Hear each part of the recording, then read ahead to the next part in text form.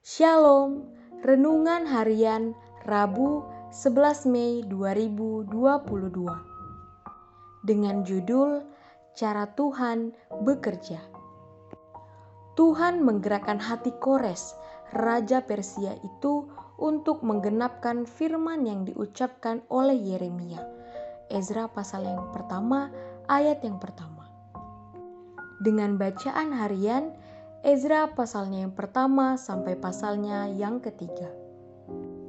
Kores, Raja Persia yang disebut namanya dalam Alkitab karena titahnya untuk mengembalikan orang-orang buangan termasuk bangsa Yahudi kembali ke tanah air masing-masing. Kores seorang raja kafir, namun dipergunakan Tuhan untuk membebaskan umatnya. Dia dikenal cukup bijak dalam memerintah dan menghormati agama, tradisi, serta adat istiadat bangsa lain.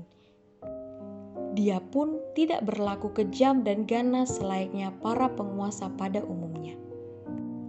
Setelah Kores berhasil menaklukkan Babel, dia memberikan izin kepada orang-orang Yahudi yang tertawan di Babel untuk kembali ke kampung halamannya. Allah yang bekerja dalam diri Kores sehingga bangsa Israel boleh mendapat kebebasan untuk pulang ke negeri asalnya dan juga membangun kembali bait suci Allah di Yerusalem. Dalam menyelesaikan rencana-rencananya, Tuhan bisa memakai siapa saja, termasuk Kores yang telah dinubuatkan oleh Tuhan melalui Nabi Yesaya. Yesaya pasal yang ke-45 ayat yang pertama, kelima dan ke-13. Beginilah firman Tuhan. Inilah firmanku kepada orang yang kuurapi, kepada Kores yang tangan kanannya kupegang. Aku telah mempersenjatai engkau, sekalipun engkau tidak mengenal aku.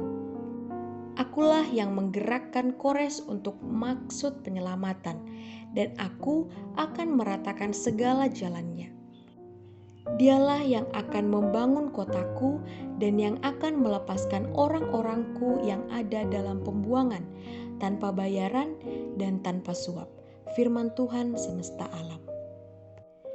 Kita bisa melihat cara Tuhan bekerja melalui kehidupan Raja Kores. Bahwa Tuhan bisa memakai siapa saja dengan cara apa saja untuk menyatakan maksud-maksudnya bagi kita. Kalau Tuhan bisa memakai Kores, seorang raja yang tidak mengenal Tuhan, untuk membebaskan umatnya, Tuhan juga pakai burung gagak serta janda di Sarfat untuk menghidupi Nabi Elia. Ingat, Tuhan kita berkuasa. Dia punya banyak cara untuk menolong setiap kita. Bahkan dalam keadaan yang nampaknya sulit dan tidak baik, Tuhan turut bekerja di dalamnya untuk mendatangkan kebaikan bagi kita, orang-orang yang mengasihi Tuhan. Roma pasal 8 ayat yang ke-28. Sebab rancangannya adalah rancangan damai sejahtera dan penuh harapan. Yeremia pasal 29 ayat yang ke-11. Bahan refleksi untuk kita. Adakah masalah yang sedang menawan saudara saat ini yang membuat saudara seperti hilang harapan? Atau mungkin saudara merasa seperti tidak menemukan jalan keluar? Jangan menyerah dengan keadaanmu. Percaya dan serahkan kepada Tuhan setiap masalah yang sepertinya menawan saudara saat ini. Biarkan Tuhan bekerja dengan caranya untuk menolong saudara. Power statement.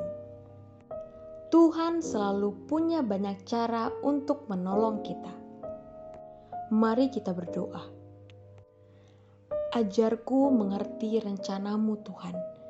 Ajarku berharap hanya padamu Tuhan. Pimpinlah aku dalam terang firman-Mu. Ajarku berharap dan berserah hanya padamu. Dalam nama Tuhan Yesus, amin.